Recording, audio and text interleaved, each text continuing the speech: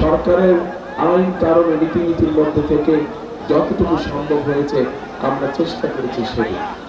এই বনানী মাটিগালি রাস্তায় বলো, কিন্তু চওড়া রাস্তায় বলো, শহীদ জিয়া রহমান মেডিকেল কলেজ বলো, গ্যাসের লাইনের কথা বলো, এরকম আরো বিভিন্ন কাজের কথা বলো,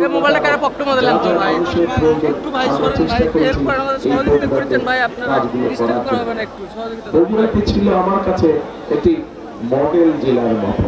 কারণ একটি মডেল জেলার মতো, কারণ আমি সবসময় চিন্তা করতাম যে বাংলাদেশের ৬৮ জেলাকে কিভাবে কোনোদিন যদি আল্লাহ সুযোগ দেয়, কোনোদিন যদি আল্লাহ রহমত দেয়, তাহলে ওই ৬৩ জেলাতে বাকি যে ৬৩টা জেলা আছে বগুড়া বাদ দিয়ে, সেই ৬৩ জেলাকে কিভাবে সাজাবো, এই কাজগুলো আমি বগুড়ায় করতাম।